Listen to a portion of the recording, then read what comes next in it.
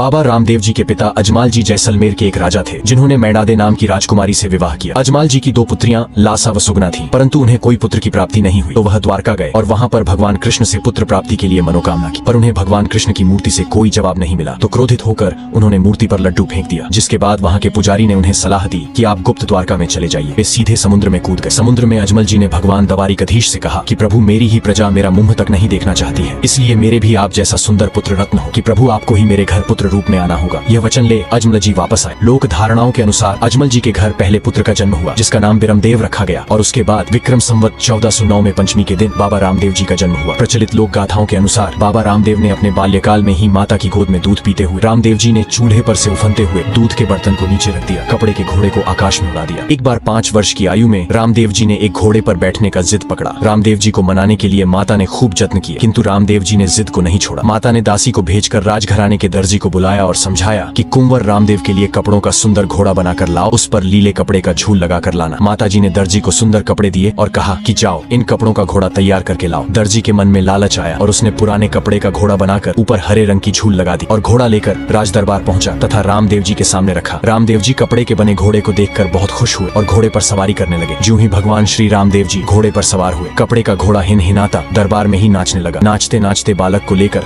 आकाश मार्ग की ओर घोड़ा उड़ चला। राजा अजमल जी को बड़ा क्रोध आया और उन्होंने उस दर्जी को बुलाया। जब राज दर्जी दरबार में पहुंचा, दरबार खचाखच भरा हुआ था। तब अजमल जी ने कहा कि दर्जी, सच सच बताना कि तुमने उस कपड़े के घोड़े पर क्या जादू किया है, ये मेरे कुंवर को लेकर आकाश में कैसे उड़ा। दर्जी कपड़े के घोड़े को आकाश में उड़ता देखकर दंग रह गया और डर के मारे कांपने लगा और कहने लगा, मैंने कोई जादू नहीं किया। अजमल जी ने कहा, यह सब तेरी करामात है, और कहा दर्जी को पकड़कर जेल में डाल दो, और सिपाहियों को आदेश दिया कि जब तक रामा कंवर घोड़े से नीचे न आए तब तक इस दर्जी को जेल से बाहर मत निकालना। तब दर्जी कोठरी में पड़ा रोने लगा और भगवान को सुमरन करने लगा। इस प्रकार दर्जी ने भगवान को पुकारा। तब भगवान श्री रामदेव जी ने दर्जी पर कृपा करी। जब दर्जी ने विनती की तब भगवान रामदेव जी घोड़े सहित जेल में गए। रामा राज कंवर के कोठरी में आते ही चांदनी खिल गई और रामदेव जी ने दर्जी से कहा, तुमने पुराने कपड़ों का घोड़ा बनाया, इसलिए तुम्हें इतना कष्ट उठाना पड़ा। जा, मैंने तेरे सारे पाप खत्म किए। तुमने घोड़ा बहुत सुंदर बनाया और हरे रंग की रेशमी झूल ने मेरा मन मोह लिया। हे दर्जी, आज से यह कपड़े का घोड़ा लीले घोड़े के नाम से प्रसिद्ध होगा। जहाँ पर मेरी पूजा होगी वहीं पर मेरे साथ इस घोड़े की भी पूजा होगी।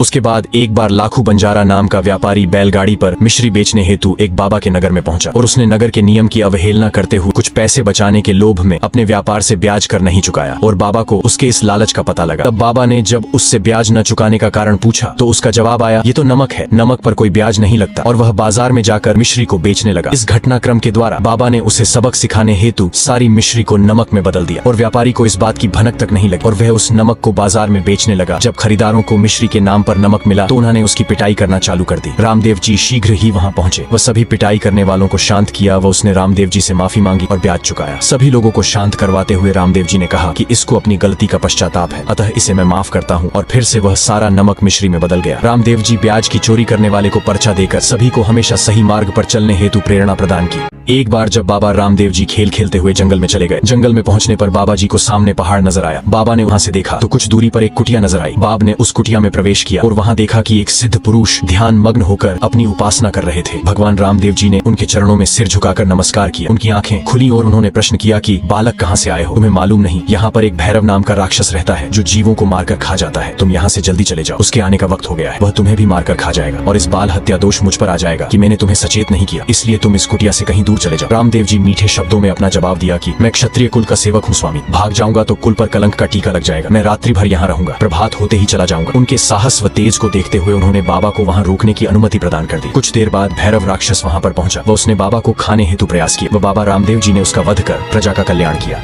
और एक समय में रामदेव जी ने ऊंच नीच छुआछूत को जड़ से उखाड़कर फेंकने का संकल्प किया। पास में बैठा एक सेठ बोहिताराज प्रभु के गुणगान गा रहा था। तब भगवान रामदेव जी ने उसे अपने पास बुलाया और कहा, ए सेठ, तुम प्रदेश जाओ और माया लेकर आओ। प्रभु के वचन सुनकर बोहिताराज घबराने लगा तो भगवान रामदेव जी बोले, हे भक्त, जब भी तेरे पर संकट आवे तब मैं तेरे हर संकट में मदद करूंगा। तब सेठ रूणीचा से रवाना हुए और प्रदेश पहुंचे और प्रभु की कृपा से बहुत धन कमाया। 1 वर्ष में सेठ हीरो का बहुत बड़ा जौहरी बन गया। कुछ समय बाद सेठ को अपने बच्चों की याद आई और वह अपने गाँव रूणीचा आने की तैयारी करने लगा। सेठ जी ने सोचा, रूणीचा जाऊंगा जाऊंगा तो रामदेव जी पूछेंगे कि मेरे लिए प्रदेश से क्या लाए। तब सेठ जी ने प्रभु के लिए हीरों का हार खरीदा और नौकरों को आदेश दिया कि सारे हीरा पन्ना जेवरात सब कुछ नाव में भर दो, मैं अपने देश जाऊंगा। और सेठ सारा सामान लेकर रवाना हुआ। सेठ जी ने सोचा कि यह हार बड़ा कीमती है, भगवान रामदेव जी इस हार का क्या करेंगे। उसके मन में लालच आया और विचार करने लगा कि रूनीचा एक छोटा गांव है, वहां रहकर क्या करूंगा, किसी बड़े शहर में रहूंगा और एक बड़ा सा महल बनाऊंगा। इतने में ही समुद्र में जोर का तूफान आने लगा। नाव चलाने वाला बोला, तूफान बहुत भयंकर है, नाव का पर्दा भी फट गया है, अब नाव चल नहीं सकती, नाव तो डूबेगी ही। यह माया आपके किस काम की, हम दोनों मरेंगे। सेठ बोहिताराज भी धीरज खो बैठा। सेठ जी को श्री रामदेव जी का वचन का ध्यान आया और सेठ प्रभु को करुणा भरी आवाज से पुकारने लगा, हे भगवान, मुझसे कोई गलती हुई हो जो मुझे माफ कर दीजिए। इस प्रकार सेठ जी दरिया में भगवान श्री रामदेव जी को पुकार रहे। उधर भगवान श्री रामदेव जी रूनीचा में अपने भाई विरमदेव जी के साथ बैठे थे और उन्होंने बोहिताराज की पुकार सुनी। भगवान रामदेव जी ने अपनी भुजा पसारी और बोहिताराज सेठ की जो नाव डूब रही थी उसको किनारे ले लिया। यह काम इतनी शीघ्रता से हुआ कि पास में बैठे भाई वीरमदेव को भी पता तक नहीं पड़ने दिया। रामदेव जी के हाथ समुद्र के पानी से भीग गए थे। बोहिताराज सेठ ने सोचा कि नाव अचानक किनारे कैसे लग गई। मल्लाह भी सोच में पड़ गया कि नाव इतनी जल्दी तूफान से कैसे निकल गई। सेठ सब कुछ समझ गया और सेठ बोहिताराज ने कहा कि जिसकी रक्षा करने वाले भगवान श्री रामदेव जी हैं, उसका कोई बाल बांका नहीं कर सकता। गांव पहुंचकर सेठ ने सारी बात गांव वालों को बताई। सेठ दरबार में जाकर श्री रामदेव जी से मिला और कहने लगा कि मैं माया देखकर आपको भूल गया था, मेरे मन में लालच आ गया था, मुझे क्षमा करें और आदेश करें कि मैं इस माया को कहाँ खर्च करूं। तब श्री रामदेव जी ने कहा कि तुम रूनीचा में एक बावड़ी खुदवा दो और उस बावड़ी का पानी मीठा होगा तथा लोग इसे परचा बावड़ी के नाम से पुकारेंगे। इसका जल गंगा के समान पवित्र होगा। इस प्रकार रामदेवरा में आज भी यह परचा बावड़ी बनी हुई है। ऐसे अनेक चमत्कार होने के बाद लोग दूर दूर से रूनीचा आने लगे। जब यह बात पीरों को पता चली तो उनको यकीन नहीं हुआ और पीरों ने मिलकर रामदेव जी को नीचे दिखाने का प्रयास किया, परंतु वह सफल नहीं हुए। अंत में सब पीरों ने विचार किया कि हमारे सबसे बड़े पीर जो मक्का में रहते हैं उनको बुलाओ, वरना इस्लाम नष्ट हो जाएगा।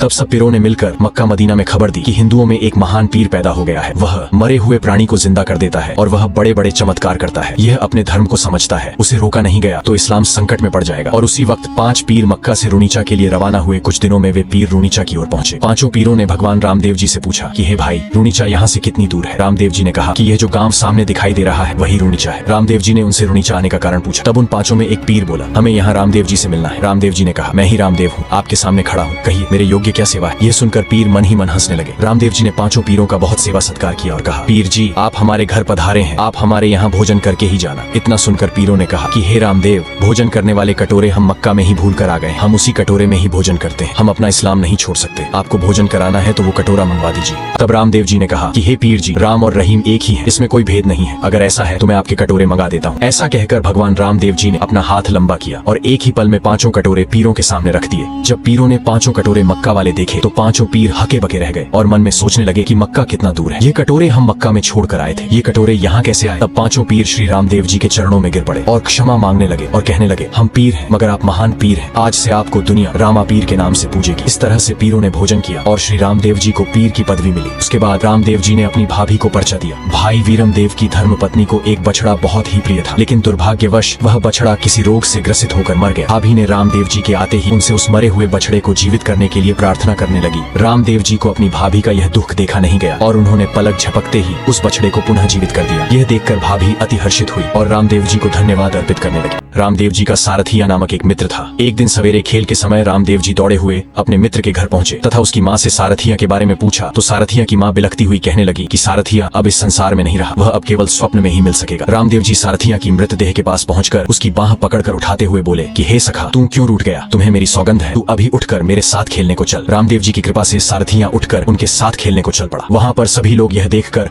रामदेव जी की जय जयकार करने लगे। उसके ठीक 1 महीने बाद रामदेव जी ने मुस्लिम शाह को पर्चा दिया। रामदेव जी की बहन सुगना का विवाह पूंगलगढ़ के कुंवर उदय सिंह पड़ेहार के साथ हुआ था। इन पड़ेहारों को जब झात हुआ कि रामदेव जी शूद्र लोगों के साथ बैठकर हरि कीर्तन किया करते तो इन्होंने रामदेव जी के यहाँ अपना आना जाना बंद कर दिया तथा उन्हें हेय दृष्टि से देखने लगे। रामदेव जी ने अपने विवाह के उत्सव पर रत्ना रायका को पूंगलगढ़ भेजकर सुगना को बुलाया। तब सुगना के ससुराल वालों ने सुगना को भेजने की बजाय रत्ना रायका को कैद कर लिया। रामदेव जी ने अपनी अलौकिक शक्ति से सुगना का दुख जान लिया और पुंगलगढ़ की ओर जाने की तैयारी करने लगे। पुंगलगढ़ पहुंचने पर पड़िहारों के महल के आगे स्थित एक स्थान पर आसन लगाकर बैठ गए। देखते ही देखते वह स्थान एक हरे भरे बाग में तब्दील हो गया। कुंवर उदय सिंह ने जादू टोना समझकर सिपाहियों से तोप में गोले भरकर दागने को कहा। सिपाहियों ने ज्यों ही गोले दागे वे गोले रामदेव जी पर फूल बनकर बरसने लगे। यह देखकर कुंवर उदय सिंह रामदेव जी के चरणों में जाकर गिर गया और अपने किए पर पश्चाताप करने लगा। रामदेव जी ने उन्हें अपने गले लगाकर माफ किया। पर्चा देते देते समय अब समाधि लेने का आ गया था। बाबा ने समाधि के वक्त अपने सभी ग्रामीणों को यह समाचार दिए कि अब मेरे जाने का वक्त आ गया है, आप सभी को मेरा राम राम। बाबा ने जाते जाते अपने ग्रामीणों को कहा कि इस युग में न तो कोई ऊंचा है और न ही कोई नीचा, सभी जन एक समान है। बाबा को रोकने के सभी प्रयास विफल होने पर सभी ग्रामीणों ने डालीबाई को इस दुखद समाचार के बारे में जाकर बताया कि वे ही कुछ करे। डालीबाई समाचार सुनकर शीघ्र ही नंगे पांव राम सरोवर की तरफ चली आई। डालीबाई ने आते ही रामदेव जी से कहा कि हे प्रभु, आप गलत समाधि को अपना बता रहे हो, ये समाधि तो मेरी है। रामदेव जी ने पूछा, बहन तुम कैसे कह सकती हो कि यह समाधि तुम्हारी है? इस पर डालीबाई ने कहा कि अगर इस जगह को खोदने पर डोरा एवं कांसी निकलेगी तो यह समाधि मेरी होगी। ग्रामीणों द्वारा समाधि को खोदने पर वे ही वस्तुएं जो कि डालीबाई ने बताई थी उस समाधि से प्राप्त हुई। तो रामदेव जी को पता चला कि सत्य ही यह समाधि तो डालीबाई की। अगला पार्ट देखने के लिए चैनल को सब्सक्राइब जरूर करें।